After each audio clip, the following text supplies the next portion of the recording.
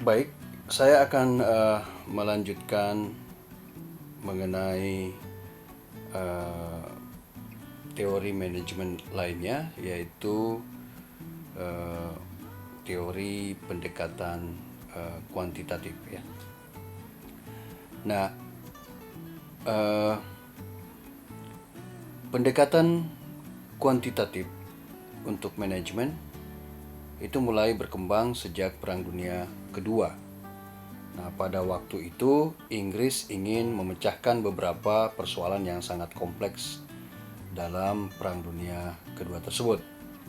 Kemudian Inggris membentuk tim riset operasi atau research operation yang dipimpin oleh PMS Blackett ya. Kemudian tim ini terdiri dari beberapa ahli matematika, fisika, dan ilmuwan lainnya. Dari hasil tim ini, Inggris berhasil menemukan terobosan-terobosan penting dari tim tersebut. Kemudian negara Amerika Serikat meniru dan membentuk tim riset operasi seperti yang dibentuk oleh Inggris dan menambahkan infrastruktur komputer digunakan untuk menghitung model-model matematik. Nah, ketika perang selesai, model-model dari riset operasi tersebut, industri juga mengalami perkembangan pesat dengan persoalan-persoalan yang semakin kompleks. Salah satunya adalah kompetisi dengan antara satu perusahaan dengan perusahaan lainnya. Jadi persoalan-persoalan yang dihadapi oleh perusahaan setelah Perang Dunia Kedua itu tidak dapat lagi dipecahkan dengan metode-metode konvensional. Nah, model riset operasi diperlukan dalam hal ini untuk menyelesaikan permasalahan-permasalahan yang tidak dapat diselesaikan dengan metode-metode yang konvensional. Nah, setelah perkembangan model-model riset operasi ini yang banyak diaplikasikan di industri, maka muncul cabang ilmunya namanya manajemen operasi. Yang mana manajemen operasi ini merupakan variasi lain dari pendekatan kuantitatif, di mana pendekatan ini lebih sederhana dan dapat diaplikasikan langsung pada situasi manajemen ya. Beberapa contoh yang dapat saya sampaikan pada kesempatan ini, munculnya semacam tools untuk mengukur jalur kritis ya dari suatu project, namanya critical, mengukur berapa satu kegiatan yang lainnya dalam satu proyek. Jadi ini merupakan contoh daripada model-model riset operasi yang mana banyak digunakan untuk merencanakan proyek hingga saat ini ya, Namun juga hal ini sudah menggunakan komputerisasi. Jadi proses pembentukan 50 ini bisa dikerjakan dengan menggunakan software yang atau user dapat langsung melihat hasil dari perhitungan software yang ada ya. Nah, kemudian model yang bisa diterapkan pada operasi, salah satu bagian pada manajemen operasi yaitu bagaimana mengukur persediaan ya, mengukur persediaan yang ekonomis. Nah, di sini Anda bisa lihat ada slide ya, yang mana di sini bisa batches yang large ya, large batches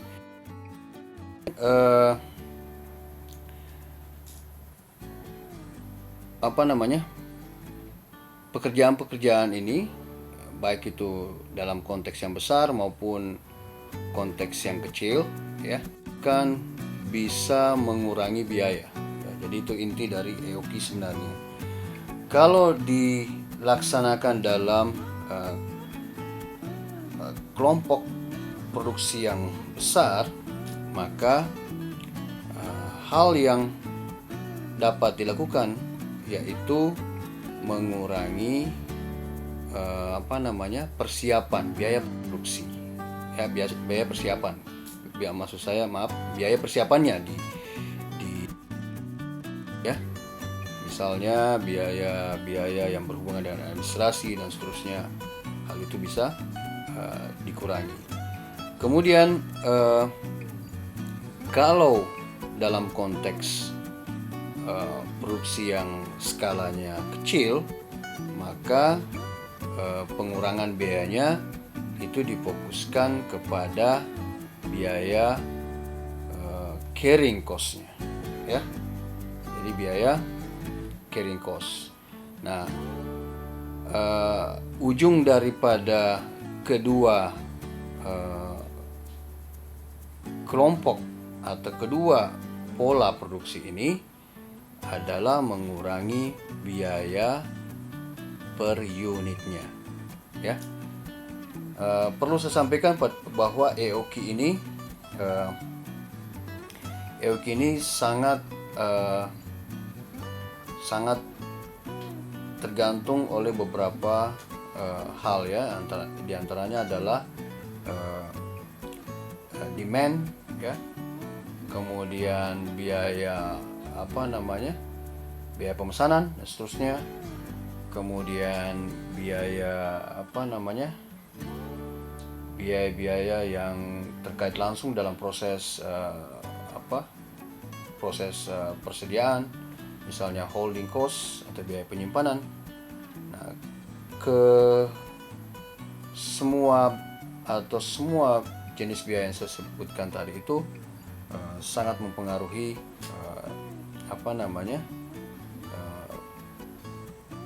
bentuk persediaan atau level persediaan yang ekonomis buat suatu perusahaan jika mereka mampu mengurangi biaya-biaya tersebut, ya.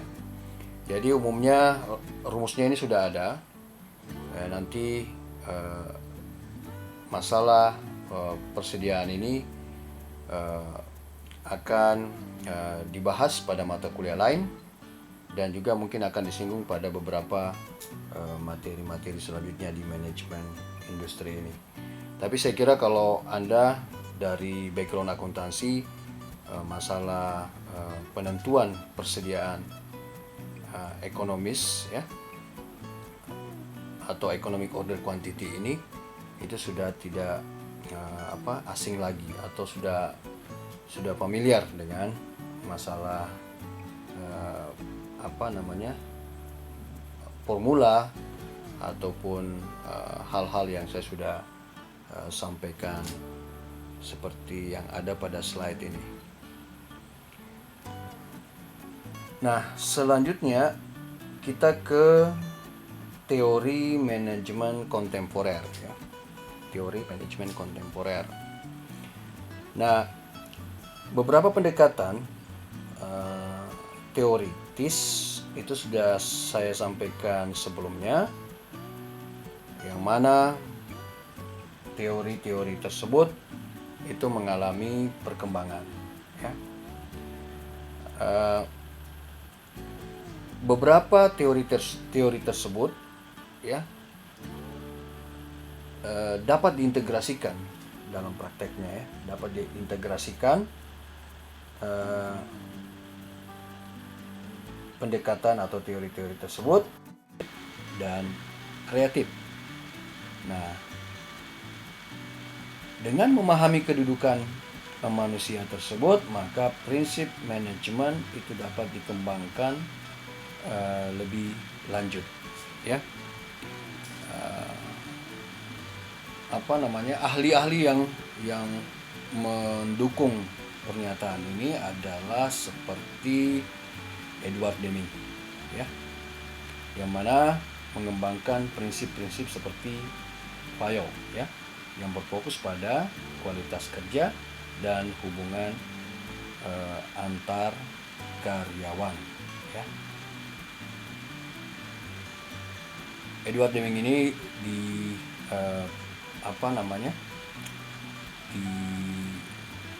dipercaya, ya, membantu Jepang setelah Perang Dunia Kedua dalam meningkatkan kualitas produk yang diproduksi oleh perusahaan-perusahaan Jepang.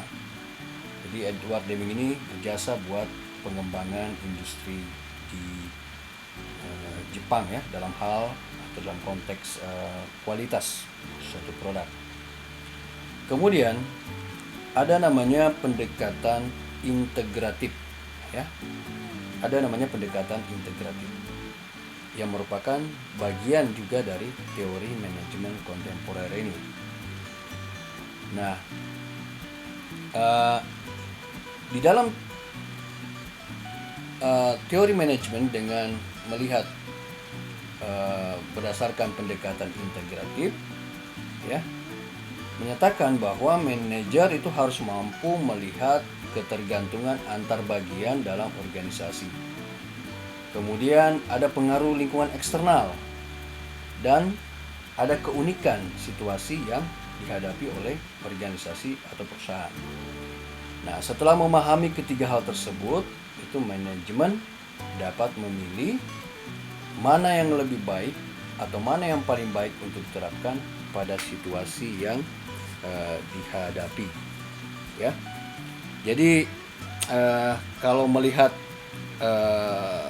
pendekatan integratif ini sepertinya merupakan pengembangan dari pendekatan sistem, ya, pengembangan dari pendekatan sistem. Nanti saya akan jelaskan melalui bagan untuk lebih jelasnya sebagai berikut, ya. Nah, seperti yang saya kemukakan tadi bahwa di dalam pendekatan sistem, ya, di dalam pendekatan sistem ini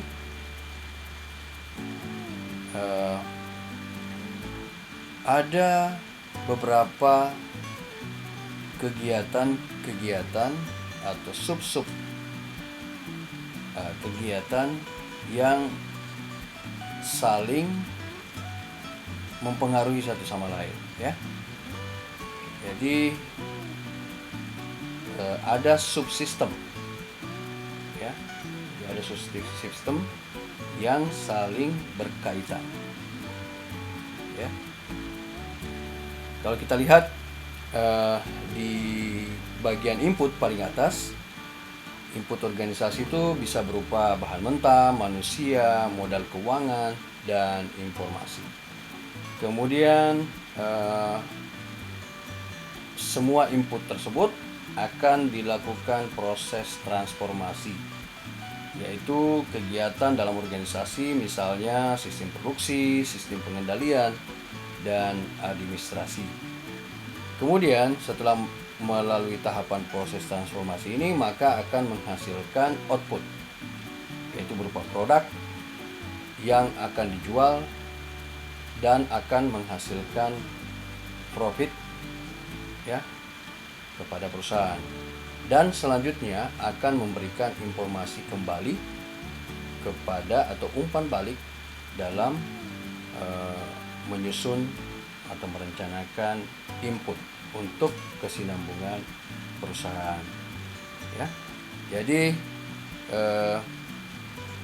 di sini seperti yang Anda perhatikan pada gambar ini, di mana input kemudian akan ditransformasi oleh perusahaan, ya. Input-input tadi yang terdiri dari bahan mentah, informasi akan diolah, ya, akan dirubah bentuknya, akan dilakukan proses transformasi melalui sistem produksi, sistem pengendalian, dan administrasi, yang mana nanti akan menghasilkan output yang akan dijual kepada konsumen. Nah, hasil dari penjualan tersebut akan menghasilkan keuntungan, ya. Kemudian diharapkan, ya, dapat keuntungan, dan memberikan informasi kepada atau umpan balik ya kepada input, dan selanjutnya kembali lagi ke proses transformasi. Jadi begitu siklusnya. Namun yang menjadi catatan di sini pada bagian sebelah kanan dari gambar ini adalah adanya pengaruh bisa kita katakan aspek makronya ini ikut mempengaruhi proses atau ikut mempengaruhi sistem yang ada di perusahaan. Ya, lingkungan eksternal ini dapat mempengaruhi input, dapat mempengaruhi langsung proses transformasi, dan dapat mempengaruhi output.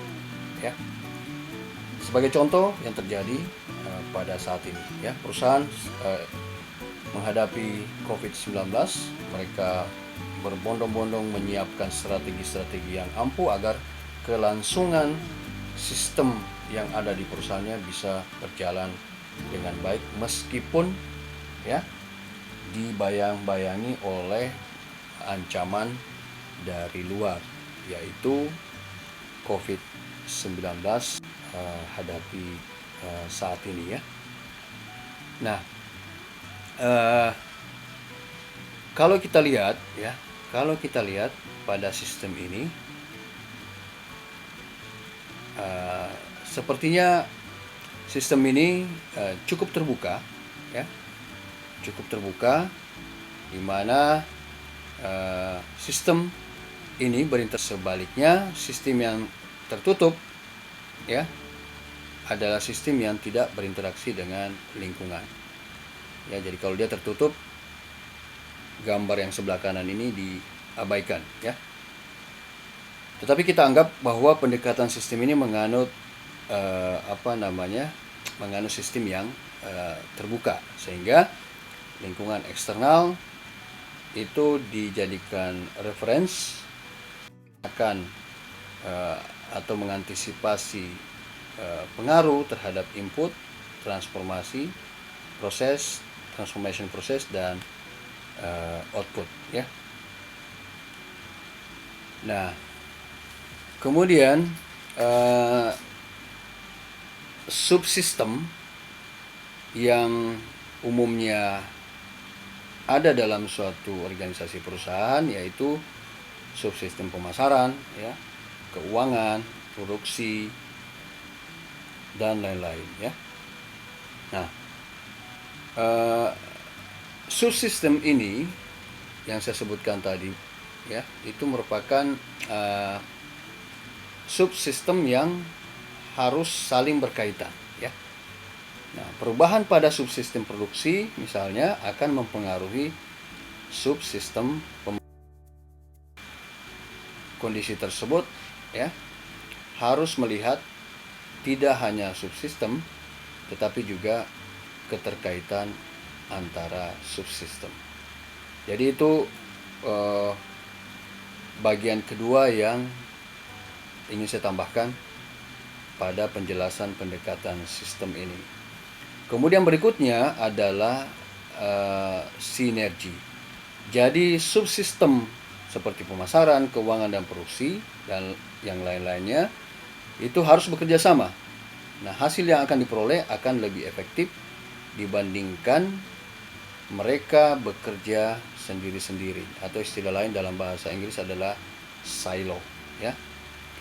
Nah, sinergi ini sering satu akan lebih efisien dibandingkan dengan dua perusahaan yang berjalan sendiri-sendiri. Ya, jadi biasa kita lihat juga ada perusahaan yang melakukan merger, ya, seperti itu untuk mengefisiensikan. Hal atau poin yang lain berkaitan dengan pendekatan lingkungannya. Baliknya, dalam sistem yang tertutup makin keras, ya. Nah, feedback di sini merupakan elemen penting dalam proses pengendalian, ya, umpan balik ini atau feedback ini. Umpan balik yang biasa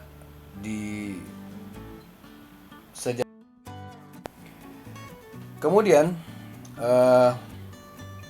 hal penting terakhir dalam pendekatan sistem adalah entropi. Ya. Entropi ini merupakan menuju kehancuran. Ya. Jika organisasi tidak mampu memproses umpan balik dengan baik dan tidak bisa menyesuaikan diri terhadap lingkungannya, maka organisasi atau perusahaan tersebut akan mati ya, atau bangkrut. Nah, beberapa contoh perusahaan yang tidak mampu menyesuaikan perubahan selera konsumen atau lingkungan akan mengalami kebangkrutan dan mati. Ya. Nah, aliran sistem ini menjadi aliran yang dominan dengan definisi aliran yang jelas. Namun, sampai saat ini tampaknya aliran sistem ini akan masuk dalam aliran-aliran pemikiran manajemen yang sudah ada. Selama ini aliran sistem sudah masuk dalam pemikiran manajemen. Kemudian saya akan kembali lagi memperkuat pemahaman kita terhadap pendekatan situasional. Ya. Jadi mereka meyakini bahwa atau mendukung bahwa seorang manajer itu harus mampu mencari teknik yang paling baik untuk mencapai tujuan organisasi dengan melihat situasi, kondisi, dan waktu. Ya. Saya ambil contoh misalnya, ya. Sebagai contoh, misalnya seorang manajer ingin menaikkan produktivitas. Nah, kalau aliran klasik, ketika ingin meningkatkan produktivitas, maka aliran klasik ini akan menyarankan bahwa gaji tenaga kerja itu harus dinaikkan dan struktur organisasinya diperjelas dan teknik kerja itu harus hubungan manusia dan perilaku akan menyarankan ya pemerkayaan kerja atau job enrichment, di mana pekerjaan dibuat lebih bervariasi dan tanggung jawab kerja diperluas. Nah, pendekatan kuantitatif ya, di sisi yang dalam konteks yang sama ini dalam hal peningkatan produktivitas bagi pendukung teori pendekatan kuantitatif akan menyarankan model perencanaan dan pengendalian terbaru. Nah, kesuksesan pendekatan tersebut akan tergantung pada situasi yang ada. Misalnya, apabila pekerja tidak mempunyai keterampilan yang cukup, pendekatan yang diajukan oleh aliran klasik akan lebih efektif. Sebaliknya, apabila pekerja mempunyai keterampilan yang baik, pendekatan perilaku akan lebih efektif.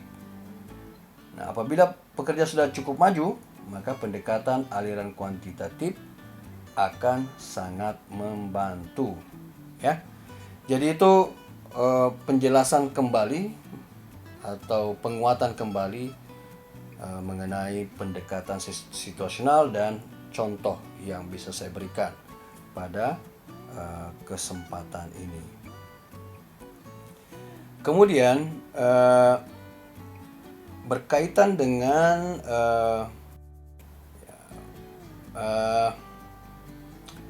jadi tadi saya sudah sampaikan sebelumnya bahwa pendukung daripada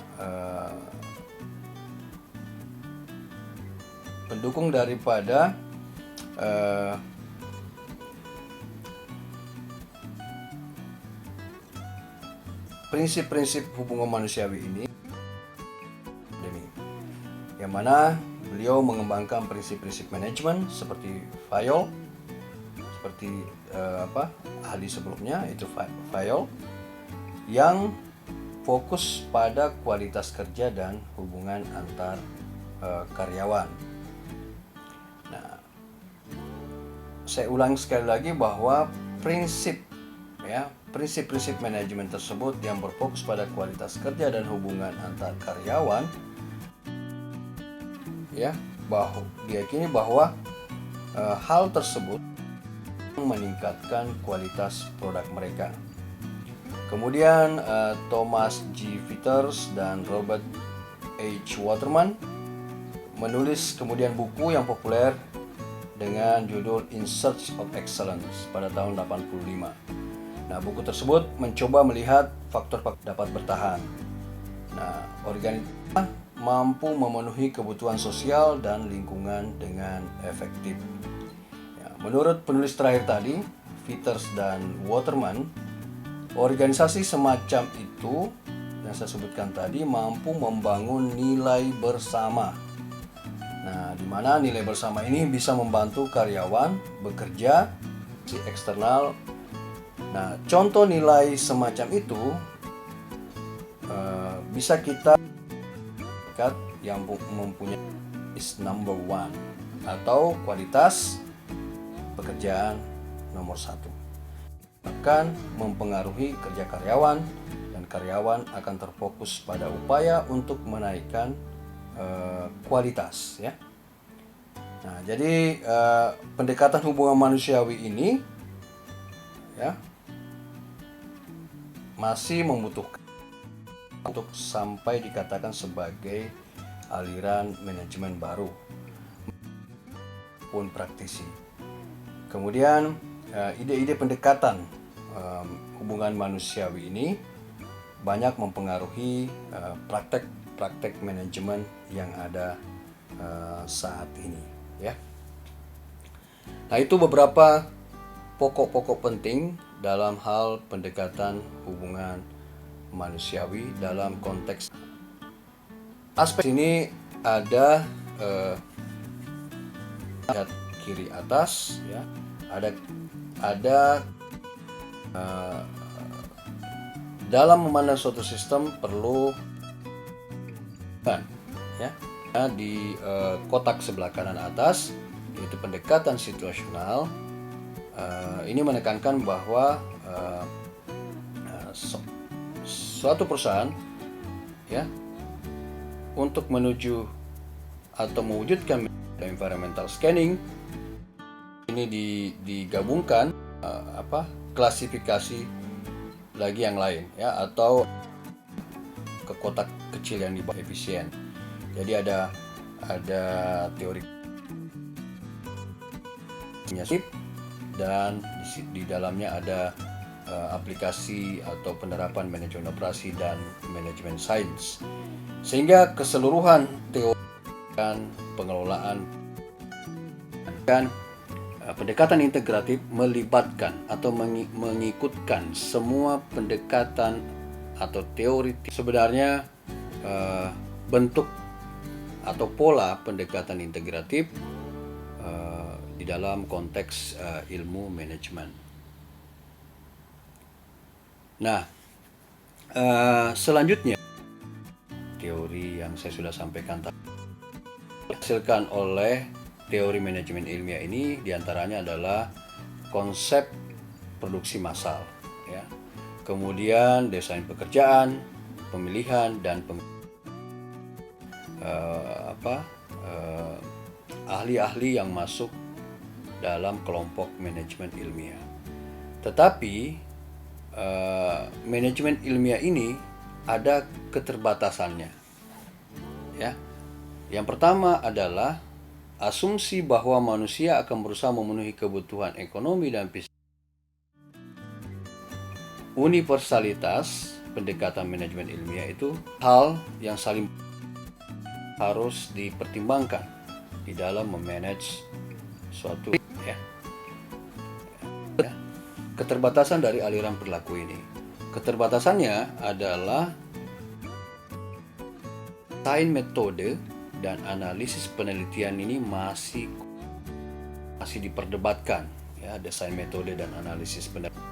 Keterbatasan yang kedua adalah aliran hubungan manusia belum dapat melakukan prediksi perilaku manusia secara akurat. Jadi itu dua keterbatasannya.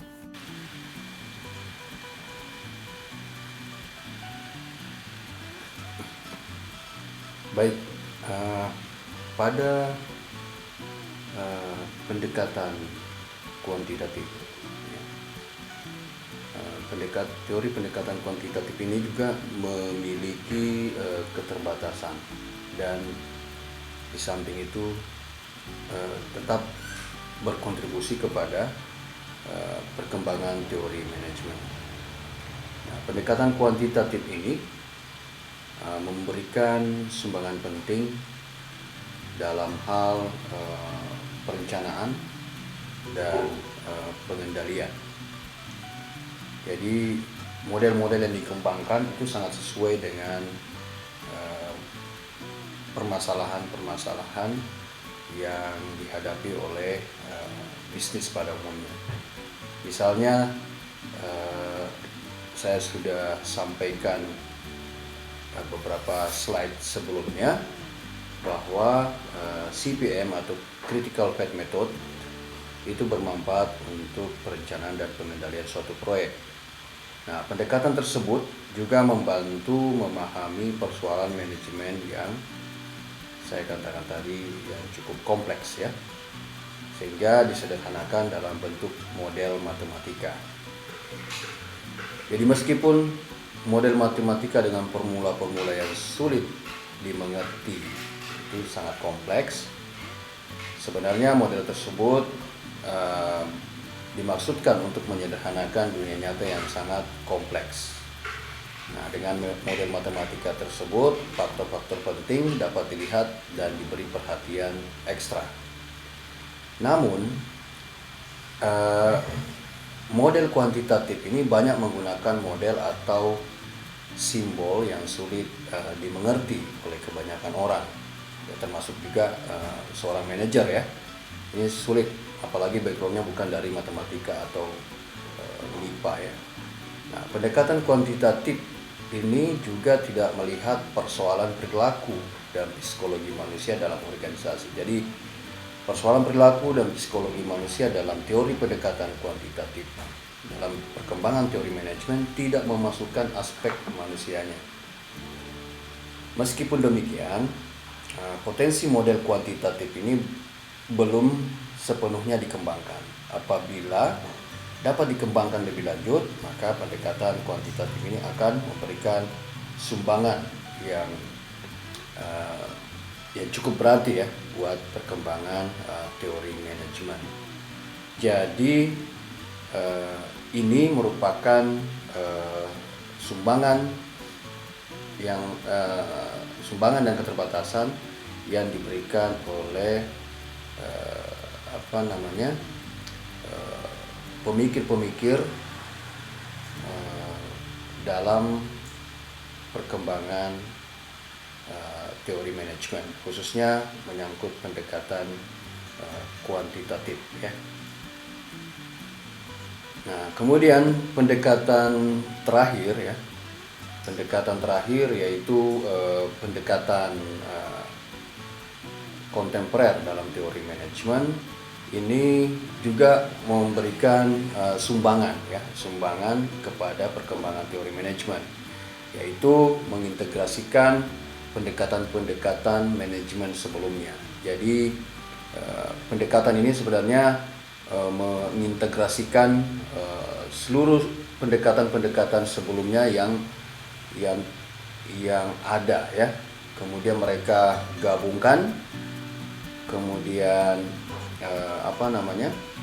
mereka aplikasikan sesuai dengan situasi yang ada, sehingga